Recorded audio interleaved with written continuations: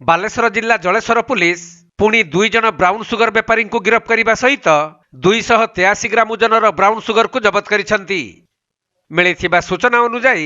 गतकाली संध्या समय जलेश्वर भोगराई अंचल को जड़े युवक एक नंबर विहीन बाइक रे ब्राउन सुगर नहीं जाउथिले। तेबे जलेश्वर पुलिस कौनसी सूत्ररू एही खबर पाइबा परे आंबलीअठा छक निकटरे चढ़ाऊ करी ब्राउन सुगर समेत जड़े बेपारी को गिरफ करथिले।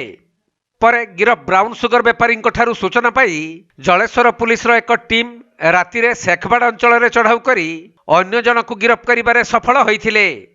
तेणु सेमानक निकटरू गोटे नंबर विहीन बाइक एवं 3टी मोबाइल फोन को जबत करी 2 बेपारी को कोर्ट चालाण करा जाइथिबा बेले जबत होइथिबा ब्राउन सुगर आनुमानिक मूल्य 28 लाख रु ऊर्ध्व हेबो बोली जलेश्वर थाना परिसर रे आयोजित एक सांबादिक सम्मेलन रे एसपी सागरिका नाथ सूचना दैछंती। संध्या 5टा पाखापाखि जलेश्वर थाना को क्रेडिबल सोर्स रु इनफॉरमेशन मिलता बेस्ड ऑन विच गोटे आमर जोड़ा रीडिंग टीम अच्छी आंबलीअठा पाखे गोटे नाका पॉइंट लगे से गोटे HF डिलक्स मोटरसाइकल रे जड़े व्यक्ति डिटेन करके सर्च करागला कन्सियस एंड एक्सक्लूसिव पोजिशन रु 283 ग्राम्स ऑफ ब्राउन सुगर जार अनुमानिक मार्केट वैल्यू पाखापाखि 28 लाख पाखु सीज कर डिटेल इंटरोगेशन करागला सोर्स विषय जाना चेष्टा करागला आउ गोटे शेखबाद एरिया रू जड़े व्यक्ति विषय डिस्क्लोज कले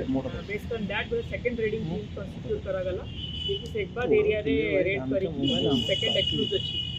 ताकू धरवे सक्षम होती। टोटल केस रे 2 जन अक्यूज आम बर्तमान एप्रिहेंड होती जड़े कि मेन जार पोजिशन रू फर्स्ट रिकवरी करागला 26 years old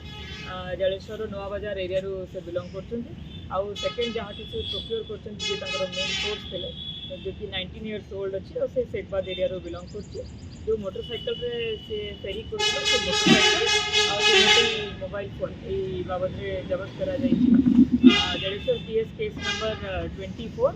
under section 21C 29 NDPS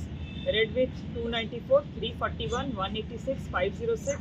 323 324 353 354 34 IPC रे केस रजिस्टर करा जाइछि। सेकंड स्पॉट रे तळे रेड करिया पे जाइथिले टीम से ताको घर भितर पुलिस को ऑब्स्ट्रक्ट करबा पई एंड पुलिस रो एक्शन अगेंस्ट काम करबा पई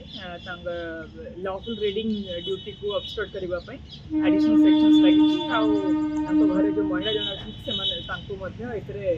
को अक्यूज्ड करा जाय। बालेश्वर जिला जलेश्वर जगन्नाथ गुच्छायतଙ୍କ रिपोर्ट कोणार्क लाइव।